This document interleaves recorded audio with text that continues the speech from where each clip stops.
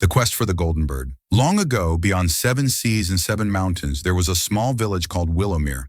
This village was so small it didn't even appear on maps, but the hearts of its people were so large they could hold all the love in the world. In this village lived a young boy named Thomas. Thomas was the son of a poor woodcutter. His father had passed away several years ago, and his mother Margaret ran the household alone. She sewed clothes for others, and Thomas would bring wood from the forest to sell in the market. Life was difficult, but mother and son were each other's support. One cold winter morning, when snow had covered the entire earth with a white blanket, Thomas went into the forest to collect firewood for his mother. The forest was deep and silent, with only the sound of his footsteps echoing on the snow. Suddenly he heard a strange sound, the painful cry of a bird.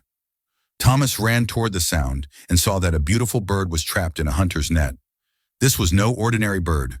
Its feathers were golden in color and sparkled in the sunlight like pure gold. Thomas immediately pulled out his knife and carefully began cutting the net. "Don't be afraid, little friend," Thomas said gently. "I'll set you free." When the bird was freed, it sat on Thomas's hand for a moment and looked into his eyes. There was such depth in that gaze, such understanding, that Thomas felt this was no ordinary bird. Then the bird flew away, leaving behind a golden feather before disappearing. Thomas picked up the feather. It was strangely warm and emitting a faint light. He put it in his pocket and returned home. That night, Thomas had a dream. The same golden bird was before him, but now it was speaking in a human voice. "Thomas, my name is Aurelia. I am not an ordinary bird, but a magical creature whom an evil sorcerer transformed into this form years ago. You showed me mercy, and for that I thank you.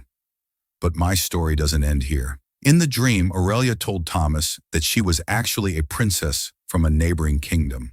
A jealous sorcerer named Malvern had cursed her because her mother, the queen, had refused to marry him. "Now I can only return to my true form if a pure-hearted human takes me to the peak of Crystal Mountain and bathes me in the water of the eternal spring there," Aurelia said. "But this journey is very dangerous. Crystal Mountain is very far away, and there are many difficulties along the way." Thomas woke up with his heart beating rapidly. The dream had seemed so real. He put his hand in his pocket. The golden feather was still there, still emitting light. Thomas told his mother the entire story. Margaret was worried at first, but then she looked into her son's eyes. That determination, that courage she had never seen before. "Son," she said, holding back her tears, "if this is your destiny, I won't stop you. But promise me you'll return safely." Thomas embraced his mother and made the promise. The next morning he took some food, his father's old sword, and the golden feather, and began his journey. The path was long and difficult. On the first day, Thomas had to pass through Whispering Woods, a forest where trees whispered and misled travelers. Thomas held the golden feather before him and made its light his guide. Whenever the voices of the trees tried to lead him down the wrong path, the feather's light would intensify and point toward the right direction. On the second day, he reached the banks of the River of Sorrow, a river whose water was so cold it could freeze the heart. There was no bridge, only an old boatman who ferried travelers across. "I'll take you across," the old man said, "but it has a price. What have you brought with you?" Thomas had nothing to give except his food. He gave everything to the old man. The old man looked at him with surprise. "You'll starve, young man. The journey is still long." "But you're hungry too," Thomas said. "I'll find something along the way." The old man's eyes became moist. "Your heart is truly pure. Go, I'll take you across for free. And take this," he gave him a small pouch. "It contains magical seeds. Whenever you're hungry, plant a seed in the ground and add water. A fruit tree will immediately grow."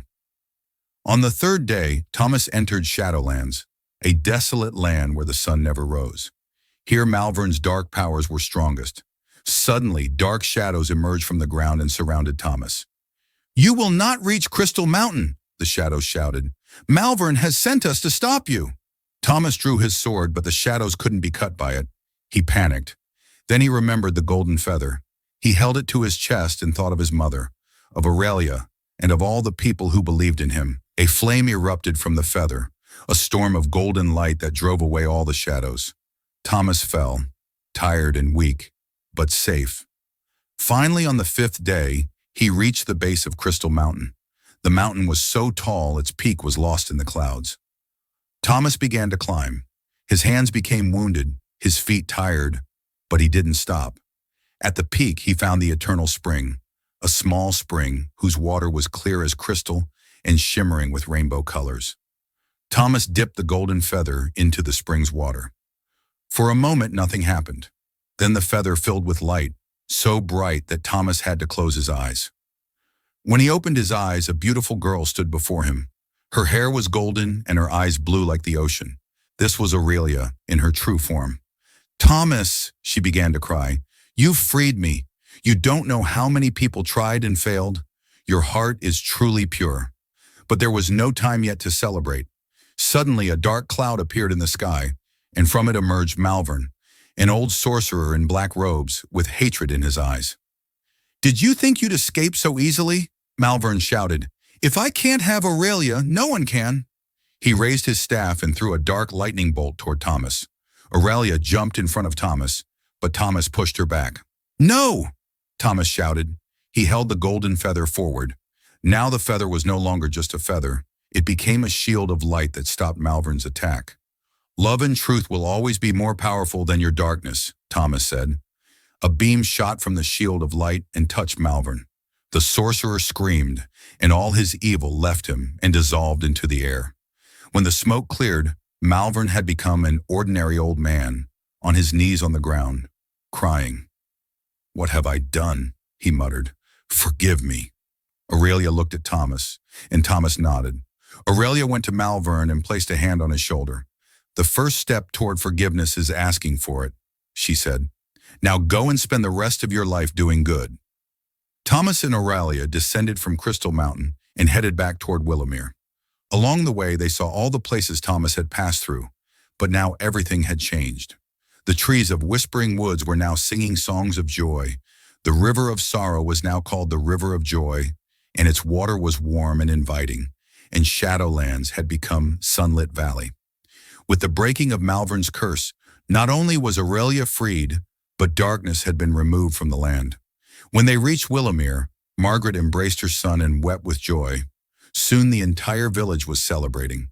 Aurelia returned to her kingdom, where her parents were overcome with amazement and happiness at seeing her. But Aurelia came back for Thomas. "You saved my life, freed me, and taught me the meaning of true love," she said. "Will you stay with me?" Thomas said yes, and they married. But they decided to live not in the palace but in Willowmere with Margaret. Aurelia used her powers for good works, healing the sick, helping the poor, and bringing peace throughout the region. And Thomas? He still went to the forest, but not to cut wood anymore, but to help animals and plant new trees. Years later, when they had their own children, Thomas and Aurelia would sit them down and tell them stories about how an ordinary boy's pure heart defeated darkness and how love made every difficulty easy. And the golden feather? It hung in a beautiful frame on the wall of their home, always emitting a faint light, reminding them that magic doesn't reside only in things, but in hearts. And they lived happily ever after, filling their days with goodness, love, and sacrifice for one another.